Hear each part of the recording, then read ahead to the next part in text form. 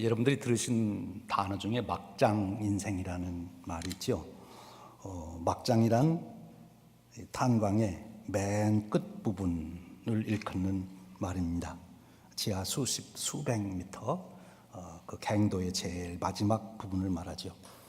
거기에서 일하는 광부들이 있습니다. 그것은 아직 버팀목이 세워지지 아니했고 산소 공급도 제대로 연결이 안 돼서 그 일하기가 아주 힘들다고 하죠. 그리고 가장 힘든 것 중에 하나는 계속 거기에 돌가루 그리고 석탄가루가 날리기 때문에 그 속에서 40도가 되는 고열 속에서 하루 종일 일하면 온몸이 땀이 범벅이 되면서 또 호흡을 통해서 그 석탄가루를 마시기 때문에 그것이 폐에 점점 쌓이게 된다는 거지요. 그래서 결국은 규폐증이라고 하는 폐가 굳어지는 병을 얻게 되고 그것으로 인하여 젊은 나이에 사망에도 이르는 그런 곳, 그것이 막장 인생입니다. 그런데 바로 이런 막장 인생을 살아가는 아버지의 아들이 쓴 시가 있습니다. 그 시가 이렇습니다. 우리 아버지는 탄을 캐신다. 나는 공부를 못하니까 광부가 되겠지 하는 생각이 든다. 그러나 아버지께서는 난 어차피 못 배워 광부가 되었으니 열심히 갱 속에서 일을 해야 되겠지만은 너는 커서 거지가 되었으면 되었지 죽어도 광부는 되지 말라고 하신다. 이런 시입니다. 막장 인생을 살아가는 한 광부의 정말 애타는 소원을 그 아들에게 준 그 이야기를 듣고 아들이 시로서 표현했습니다. 아버지의 애타는 심정이 나타나 있죠. 너는 거지가 되었으면 되었지 광부는 되지 말아라. 아버지가 자기의 경험을 통해서 얻은 놀라운 지혜를 아들에게 소원으로 남기는 것입니다. 모든 아버지에게는 이런 소원이 있지요. 그렇게 살아서는 안 된다 하는 소원. 우리 하늘 아버지께서도 우리를 향한 간절한 애타는 소원이 있습니다. 오늘 우리가 읽은 이사야 55장 1절에서 9절의 말씀이 바로 하나님의 그 애타는 심정을 선지자 이사야를 통해서 우리에게 주신 말씀입니다. 너희는 여호와를 만날 만한 때에 찾으라. 가까이 계실 때에 그를 부르라 하는 것입니다. 이사야 선지자를 통해서 하나님께서 이 말씀을 주실 때 이 말을 듣던 유다의 백성들은 어떤 상황에 있었는지 우리가 생각해 볼 필요가 있습니다. 이 말씀은 BC 587년경 바벨론에 의해서 남쪽 나라 유다가 멸망을 합니다. 예루살렘이 전부 불태워지고 성전이 불태워지고 초토화가 됩니다. 그리고 유다의 백성들 중에 변변한 사람들은 귀족을 포함해서 모두 포로로 잡혀가고 이제 예루살렘에는 그렇지 못한 사람들만 남게 됩니다. 그래서 그들이 포로로 잡혀가서 이제 포로 생활을 하고 있는 거지요. 그리고 예루살렘에 남아있는 사람들은 이제 식민 통치를 받고 있습니다. 바로 그런 백성들을 향하여 주신 말씀입니다. 이런 나라의 멸망을 통해서 당시 유다 백성들에게는 삶의 큰 변화가 일어났습니다. 처음에는 나라를 잃은 아픔과 서러움도 있었지만 이제 여러 10년이 지나며 그들은 나름대로 바벨론에서 정착을 잘하고 있었습니다. 그 당시 바벨론의 포로 정책이 그렇게 가혹했던 것만 아닌 것 같습니다. 다니엘을 통해서 보면 그 나라에 아주 높은 고위직에 오를 수도 있는 길이 열리고 있는 것을 보아 누구든지 그 나라에 가서 그 나라에 동화되어 잘 부지런히 지혜롭게 살면 얼마든지 그 땅에서 정착할 수 있는 그런 기회가 주어졌던 것 같습니다. 이제 이스라엘 백성들이 누굽니까? 바벨론의 포로로 갔지만 거기서 부지런히 그리고 지혜를 동원해서 거기서 살면서 그들이 자리를 잡아가는 것입니다. 그러면 그들에게 온 현상은 두 가지입니다. 하나는 그토록 예루살렘 성전을 지어놓고 하나님께 제사를 드리던 그들의 신앙이 사라지게 된 것이지요. 더 이상 예루살렘 성전에 나가 제사를 드릴 수가 없습니다. 그래서 그들은 하나님께 제사 드리던 신앙이 잊혀져 가고 있습니다. 처음에는 안타까웠지만 계속 제사를 안 지내고 몇 년을 지나다 보니까 제사 안 지내도 아무런 문제가 없습니다. 여전히 잘 먹고 잘 살 수가 있는 것입니다.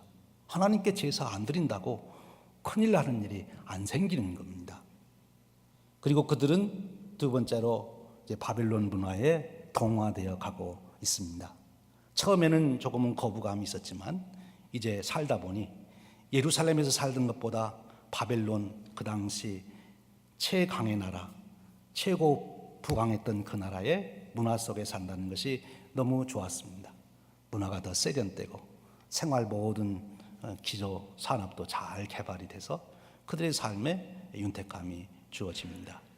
화로운 생활을 하게 됩니다.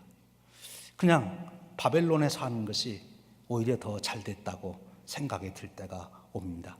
다시 예루살렘으로 돌아가야 되겠다는 생각이 점점 흐려지게 됩니다. 이제 이스라엘 백성들이 그런 상황에 있을 때 그들에게 바로 이사야 선지자가 주신 말씀이 이것입니다. 너희는 여호와를 만날 때에 찾으라. 가까이 계실 때에 그를 부르라. 너희들이 지금 하나님을 떠나 사는 그 삶은 너희들이 본래의 삶이 아니다. 그것은 축복된 삶이 아니다. 다시 하나님께로 돌아와야 된다 하는 것을 강하게 외치고 있는 것입니다. 당시의 사람들은 이사야의 이 이야기를 듣고 어떤 생각을 했을까요? 아마 대부분 사람들은 저분 좀 헛소리 하는 것 같다. 뭐 우리 이렇게 사는 것도 좋은데 왜 하나님께로 다시 돌아오고 다시 여호와 신앙을 세우라고 하나, 그렇게 질문한 사람도 있을 것입니다. 그런데 이사야는 간곡하게 외칩니다. 왜? 하늘 아버지께서 자기에게 주신 놀라운 세계, 그 깨달음, 하나님께서 자기와 자기 민족을 위해서 준비해 놓으신 그 놀라운 세계를 이사야는 알기 때문에, 이미 그것을 경험하고 있기 때문에 외치는 것이죠. 그래서 이사야는 그렇게 외쳤습니다. 너희가 어찌하여 양식 아닌 것을 위하여 은을 달아주며 배부르게 하지 못할 것을 위하여 수고하느냐 하는 것입니다. 여기에 양식이라고 하는 말이 표현됩니다. 양식은 우리 인간이 생존하기 위해서 가장 귀한 것이고 꼭 필요로 하는 것이죠. 제가 언젠가 그 6.25를 겪은 목사님의 수기를 읽는데 그분이 6.25 때 자기가 겪었던 일 하나를 거기에 소개하고 있는, 지금도 기억이 납니다. 그분이 시계가 하나 있었어요. 6.25 때 시계를 가지고 있으면 굉장히 귀한 거잖아요. 6.25를 지나신 여러분, 그때 시계가 있으신 분 계십니까? 굉장히 귀한 거죠. 근데 그분이 그 시계를 차고 피난을 오다가 너무 배가 고파서 고구마 하나 하고 그것을 바꿔 먹었답니다. 시계면은 고구마 몇 가마니를 사도 남을 만한데, 왜? 양식이 귀한 거죠. 아무리 시계가 좋지만 우리 인간에게 결국 가장 귀중한 것은 양식입니다. 지금 이스라엘 백성들을 향하여 이사야 선지자는 외치는 거죠. 너희가 양식이 아닌 것을 위하여 은을 달아주느냐, 그리고 배부르게 못할 것을 위해서 수고하느냐. 진정한 양식이 되는 것이 아닌 헛된 것을 위해서 왜 너희가 은을 달아주고 수고를 하느냐, 그렇게 외치고 있는 것입니다. 인간의 참된 행복, 그것이 될 수 없는 바벨론 문화를 말하고 있는 거지요. 하나님을 떠나서 이방 우상을 섬기고 바벨론의 호화스러운 문화에 빠져 있는 그들이 열심히 그것을 얻기 위해서 수고합니다. 포로로 와서 아무것도 가지고 오지 않아서 거기에 정착하여 살라니 얼마나 부지런히 일했겠어요? 우리들처럼 쓰리잡을 하면서 정착하기 위해서 노력을 했겠지요. 그런데 이사야 선지자의 말씀은 너희들이 헛수고를 하고 있다는 것입니다. 그것이 진정으로 너희들의 양식, 진정한 양식이 될 수 없다는 것입니다. 그러면서 3절에 놀라운 새로운 세계를 소개해 주시고 있어요. 너희는 귀를 기울이고 내게로 나와 들으라. 그리하면 너희 영혼이 살리라. 여기 영혼이라는 말이 나옵니다. 지금 이스라엘 백성들은 바벨론 포로로 와서 그들이 하는 모든 수고와 노력이 다 육신적인 것을 생각하며 그 일을 했습니다. 내가 무엇을 먹을 것인지, 어떻게 편하게 어떤 집을 살 것인지 다 생각해 보면 육신적인 일들입니다. 육체와 관련된 일들입니다. 그런데 오늘 이사야는 영혼에 대한 얘기를 새롭게 하고 있습니다. 영혼의 세계가 있다는 것입니다. 우리 눈에 보이는 물질의 세계만이 아니라 하나님의 세계가 있다는 것입니다. 너희들이 지금 그렇게 수고하고 열심히 얻고자 해서 얻는 그것들은 결국 하나님의 세계에는 이룰 수 없는, 즉 하나님이 우리 인간에게 주시고자 하는 그 고귀한 축복은 누릴 수 없는 그런 수고를 하고 있다는 것입니다. 그런데 우리 인간은 하나님이 주셔야만 받을 수 있는, 하나님이 주시는 그 영적인 영혼의 축복을 받아야 비로소 인간은 인간으로서 누려야 될 참된 복을 누리게 되는 것이라는 거예요. 좀 더 이것을 현실의 삶과 연결시키면 너희들이 인생의 목적이 무엇인지, 삶을 사는 의미가 무엇인지 그것과 너희들이 한번 생각해 보라 하는 것입니다. 하나님과 관련해서 하나님이 주신 사명, 하나님이 주신 뜻을 쫓아 살아가는 것이 우리 영혼을 살찌게 하는 것이고 영원토록 후회가 없는 삶을 살게 하는 것이다 하는 거예요. 지금 너희들이 당장 이 바벨론의 문화에 빠져서 사는 것은 육신적으로는 편하고 그리고 호화롭게 사는지는 모르지만 결국 죽음에 이르를 때 인생은 참 허무한 것이다. 그럴 수밖에 없는 것 아니냐. 너희들의 영혼의 문제, 이 영혼의 문제는 하나님께서만이 해결해 주시는 문제인데 바로 영혼의 문제를 생각하라고 말씀하는 것입니다. 그러면서 주시는 말씀이 너희를 위하여 영원한 언약을 맺으리니 곧 다윗에게 허락한 확실한 은혜니라 라고 말씀합니다. 여기 하나님이 주시는 영혼이 살리라고 하는, 하나님이 영혼을 살리는, 즉 하나님과의 관계가 회복되고 하나님이 세우신 나라의 축복을 누리는 그 은혜는 어떻게 이루어지느냐? 영원한 언약 속에서 이루어진다는 것입니다. 그 언약은 다윗과 맺은 언약이라는 거지요.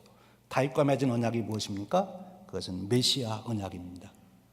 예수 그리스도를 통해서 하나님께서 우리 인간과 맺으신 그 언약 안에서 하나님이 이루시는 그 놀라운 세계, 그 은혜를 너희들이 받아야 되고 경험해야 되고 누려야 된다고 말씀하고 있는 거예요.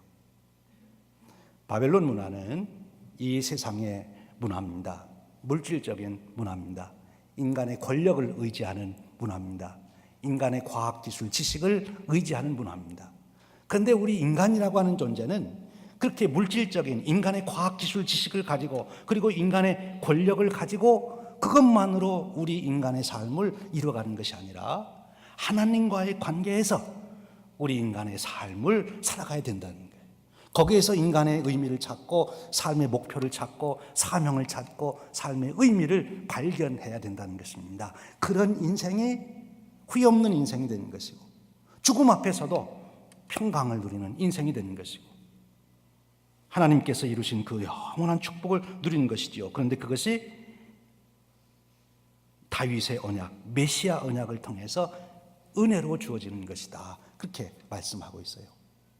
그렇습니다. 예수 그리스도를 통해서 하나님이 이루신 그 사건들, 예수님의 십자가 사건과 부활의 사건을 통해서 우리 인간들에게 주시고자 하신 그 하나님의 축복을 우리 인간들이 받아 누리게 될 때 비로소 그 인생은 영원한 세계를 사는 것이고 영원히 사는 축복을 누리는 것이지요.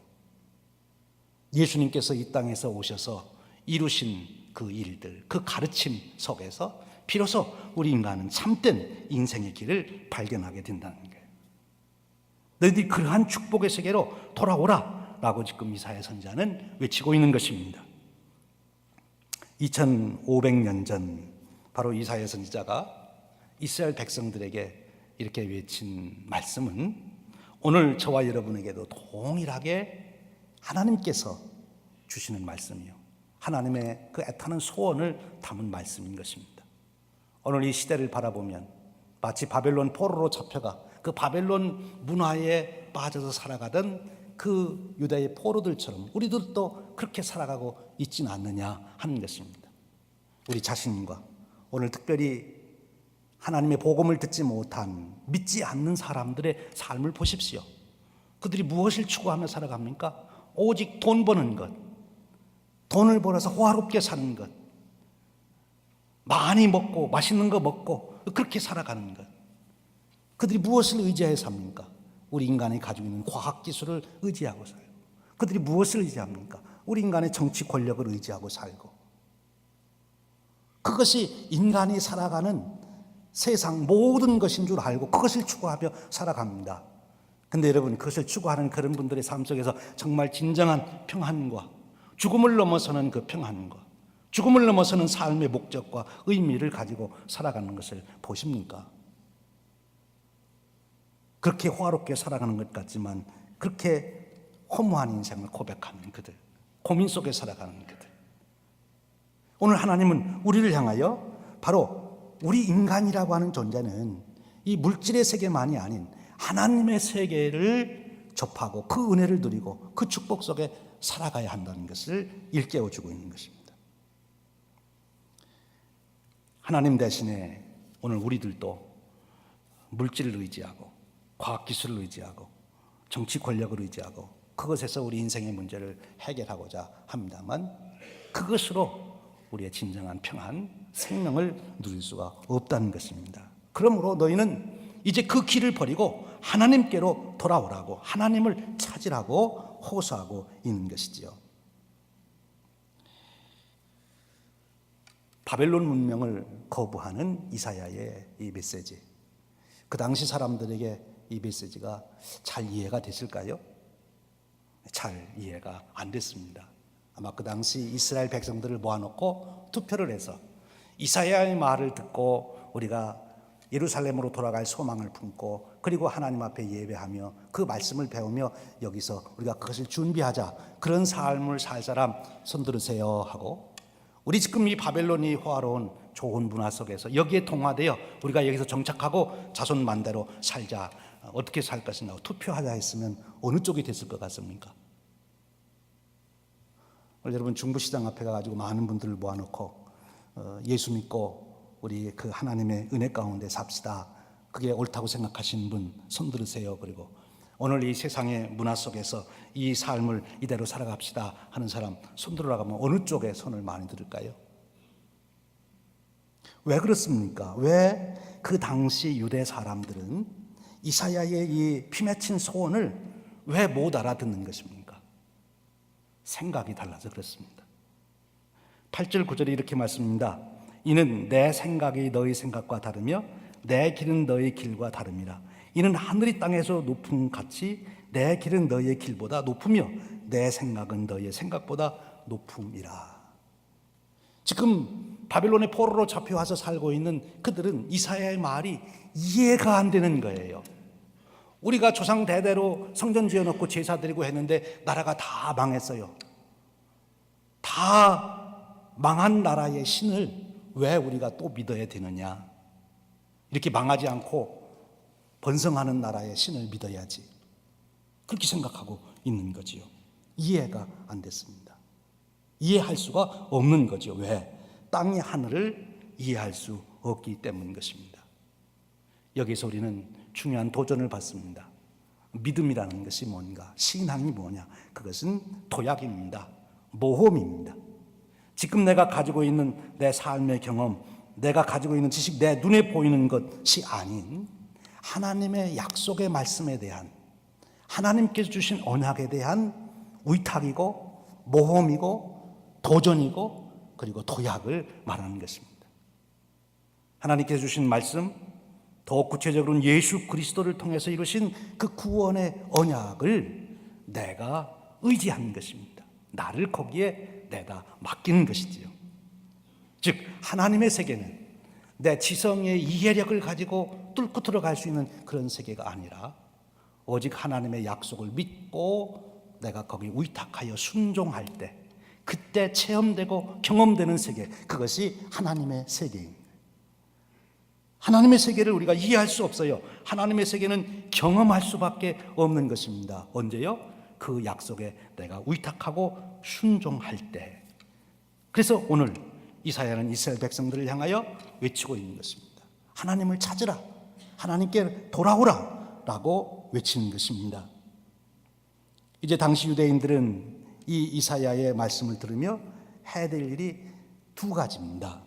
하나는 그들이 잊어버린 신앙을 다시 회복하는 거예요. 다시 제사를 드리는 거예요. 다시 그들이 모여서 하나님 말씀을 배우는 것입니다. 그래서 바벨론에서 회당을 만들어 놓고 하나님 말씀을 배우는 운동이 다시 그들에게 일어나기 시작했지요.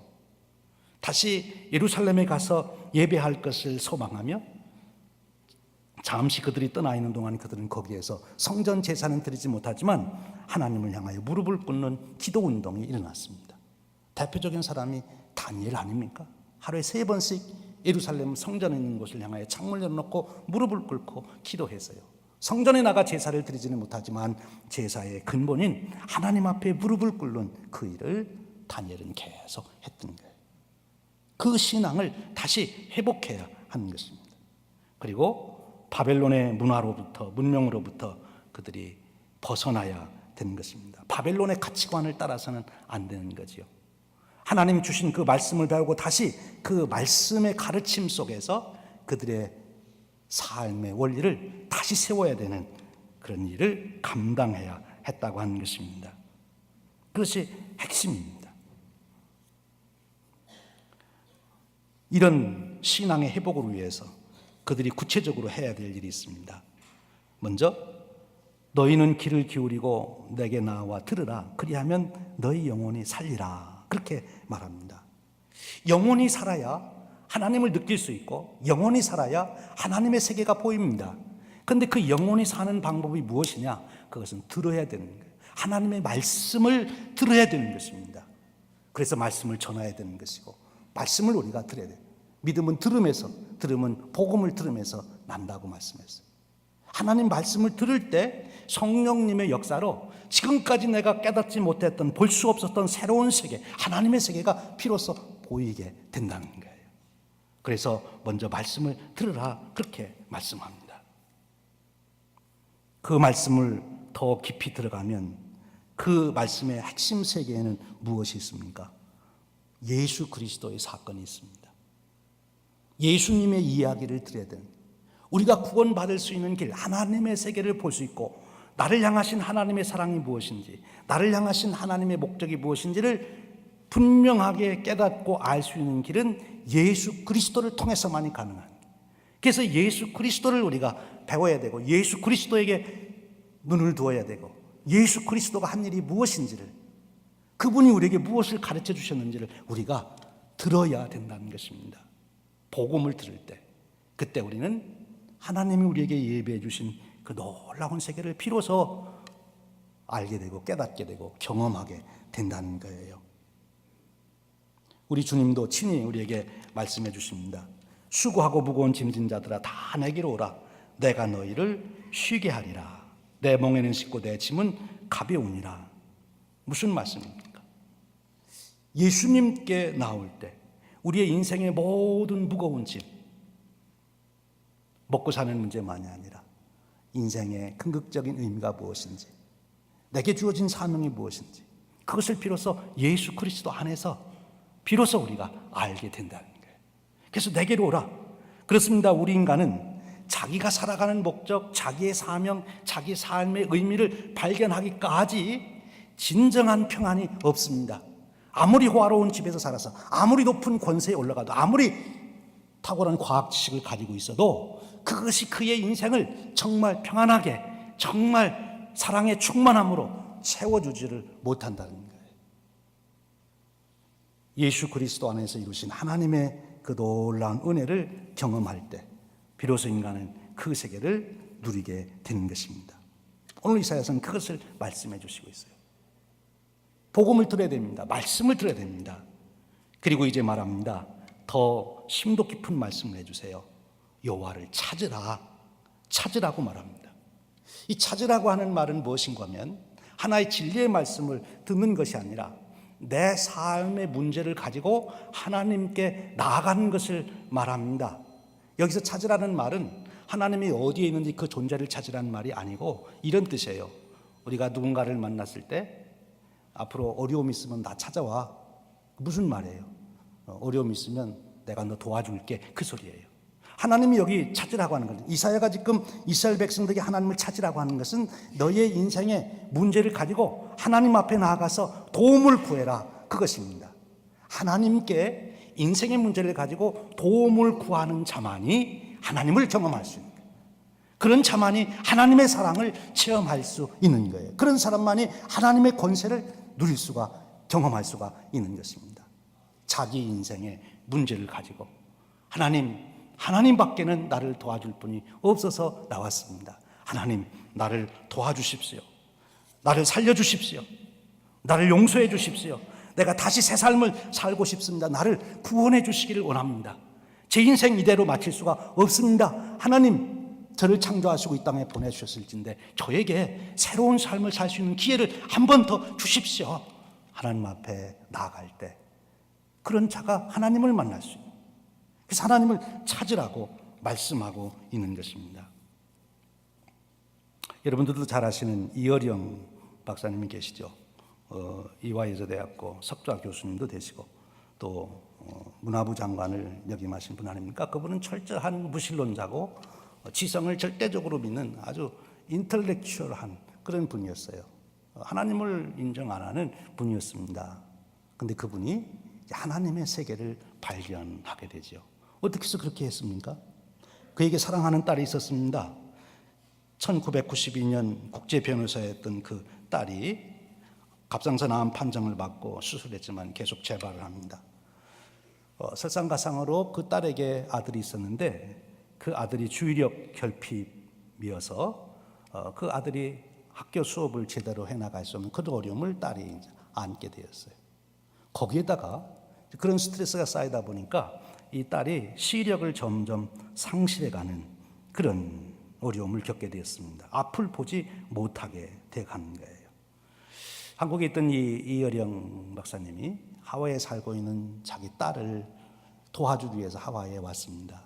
그런데 자기가 알고 있는 그 많은 지식으로도 딸에게 아무것도 해줄 수 있는 게 없는 거예요. 자기가 가지고 있는 전 자산을 들여서라도 딸을 좀 고쳐주고 싶은데 할 수가 없는 거예요. 현대의 의학, 과학 기술이 그리고 자기가 가지고 있는 명성이 딸의 문제를 조금도 해결할 수가 없어서 안타까운 마음을 갖습니다. 그러다가 그가 그 동네에 있는 작은 교회에 나가게 됩니다. 그리고 비로소 처음으로 하나님의 이름을 부릅니다. 하나님, 나의 사랑하는 딸 미나에게서 빛을 걷어가지 않으신다면 나의 남은 삶은 주의 종으로 살겠습니다. 하나님 앞에 나가 이렇게 하나님을 찾았어요. 하나님이 그 기도를 응답하시고 그 딸에게 다시 시력을 회복되는 은혜를 주십니다. 그리고 그 이어령 박사님은 그렇게 딸에게 고백을 했습니다. 나의 지식도 돈도 너를 구원할 수 없었으나 하나님께서 내게 빛을 주셨구나. 내가 시력을 잃었을 때 본 빛을 나도 볼 수 있도록 도와줄 수는 없냐. 그래서 이제는 딸이 아버지의 신앙을 지도해주고 그가 그 후에 쓴 책이 지성에서 영성으로 라고 하는 책을 써서 자기 간증을 하고 있는 거예요. 하나님을 만난 그분은 그 후에도 계속 그 신앙의 성숙함을 더해가서 요즘 그분이 쓰는 글을 보면 아주 깊은 신앙의 생활을 하고 있는 것을 볼 수 있습니다. 언제 그 눈이 열렸습니까? 그가 공부해서 열렸습니까? 수련을 해서 열렸습니까? 아닙니다. 하나님 앞에 나가서 하나님, 내 딸을 좀 살려주십시오. 저는 아무것도 할 수가 없습니다. 하나님, 저를 도와주십시오. 하나님을 찾을 때 하나님은 그를 만나 주셨던 것입니다. 그렇습니다. 이스라엘 백성들에게 하나님을 찾으라고 말씀하고 계세요. 하나님을 찾으라는 말씀은 우리 믿는 자들에게는 기도하라는 말씀입니다. 기도하라. 우리 삶의 인생 여정에 수없이 많은 일들이 일어날 때 내 생각과 방법으로 해결하려고 하지 말고 그 모든 문제를 가지고 기도하라는 것입니다. 5만 번 기도해서 5만 번 기도 응답을 받았다는 지오지 물러 고아의 아버지라고 부르죠. 독일 분인데 영국에 와서 고아원을 하며 수천 명의 고아들을 길러냈습니다. 근데 그분의 글 속에 이런 고백이 있어요. 내가 평생 말씀과 성령을 따라 하나님의 인도와 도우심을 구했을 때는 언제나 성공했다. 그러나 마음의 정직성이 결여되어 하나님 앞에 바른 자세를 잃고 하나님의 도우심이 아닌 사람들의 충고를 의존했을 때는 모두 심각한 실패를 하였다. 하나님을 전심으로 찾아 일생토록 살아갔던 분의 고백입니다. 기도하는 거죠. 그것을 통해서 하나님의 세계를 경험할 수 있는. 지금 이사야 선지자는 이스라엘 백성들을 향하여 하나님을 찾으라, 하나님께로 돌아오라고 말씀합니다. 사랑하는 여러분, 이 말씀은 오늘 우리에게도 동일하게 주어지는 줄로 믿습니다. 우리 아버지들이 사랑하는 아들을 위하여 애타는 소원을 가지고 있듯이 하나님 아버지도 오늘 우리들을 향하여 애타는 소원을 가지고 있어요. 어떤 소원입니까? 인간의 근본 문제가 뭐예요? 그것은 하나님을 떠난 데 모든 문제가 있는 거예요. 하나님을 떠난 인간은 더 이상 죄를 제어할 수가 없어요. 하나님을 떠난 인간은 더 이상 허무함을 극복할 수가 없어요. 그래서 하나님은 내 모든 문제를 해결할 수 있는 길은 내게로 돌아오는 거리다. 예수님의 비유 중에 탕자의 비유에서 집을 나간 아들이 겪는 모든 어려움은 그 원인이 근본 원인이 어디에 있습니까? 아버지 집을 나가서 그런 거예요. 그래서 그분 모든 문제를 해결하기 위해서 취한 방법이 무엇입니까? 아버지의 집으로 돌아간 것 아닙니까? 아버지의 집으로 돌아가니까 모든 문제가 다 해결됐어요. 하나님은 지금 우리를 향해서 그렇게 말씀하시는 거예요. 사랑하는 여러분, 언제까지 여러분의 신앙생활을 수박 그달기식으로 다른 사람 얘기만 들으면서 신앙생활 하시렵니까? 여러분들도 오늘 이사야 선지자를 통해 주신 이 말씀 가운데 안타깝게 우리를 기다리시는 그 아버지 하나님을 만나셔야 되지 않겠습니까? 그 하나님의 세계를 경험하며 그 축복 가운데 우리가 그 은혜를 누리며 살아가야 되지 않겠습니까? 죽음이 내 앞에 온다 할지라도 조금도 동의 없이 평안하게 그것을 맞이할 만큼 영적인 세계를 바라보며 우리가 살아갈 수 있는 그런 은혜를 경험해야 되지 않겠습니까? 말씀을 들으십시오. 그리고 무엇보다 찾으십시오. 하나님을 찾으십시오. 간절하게 찾으십시오. 하나님은 모든 것을 준비해 놓고 기다리신다고 말씀하십니다. 우리가 전심으로 찾으면 나를 만날 것이라고 우리 주님은 약속해 주십니다. 여러분, 사순절을 지납니다. 특별히 여러분 마음을 다하여 하나님께 기도하시되 우리 특별 새벽 기도 기간 동안 나 혼자 기도하기에 좀 유스트가 안 되신 분들은 이런 기회에 한번 기도의 삶을 회복시키세요. 우리 특별 기도할 때 같이 나오셔서 기도하시면서 기도를 다시 여러분의 삶의 원동력으로 삼으실 수 있기를 바랍니다. 하늘 아버지께서 오늘 또 저와 여러분을 향하여 그 많은 귀한 것을 준비해 놓고 나를 찾으라 그럼 내가 줄 것이다 라고 말씀하십니다. 이 은혜의 아버지의 축복을 누리며 살아가는 저와 여러분 되시기를 주님의 이름으로 축원드립니다. 기도하겠습니다. 하늘 아버지, 우리를 지극히 사랑하시며 애타는 소원을 가지고 우리가 하나님의 축복의 세계로 오기를 기다리시는 아버지, 오늘 이사야 선지자를 통하여 놀라운 은혜의 말씀을 듣게 하시니 감사합니다. 이 말씀의 빛을 따라 하나님이 주시는 축복의 세계로 이르도록 이끌어 주시옵소서. 우리의 삶 속에 온갖 많은 일들 속에서 하나님이 주시는, 하나님께서 허락하신 그 놀라운 세계를 경험하며 살아가는 저희들이 되도록 이끌어 주시옵소서. 말씀을 듣게 하시고 하나님께 나아가 하나님을 찾을 수 있는 자들이 되도록 성령님 저희들을 권고하여 주시옵소서. 그 기쁨 중에, 그 축복 속에 그 권세를 가지고 살아가도록 이끌어 주시옵소서. 우리 주님 예수 그리스도의 이름으로 기도하옵나이다. 아멘.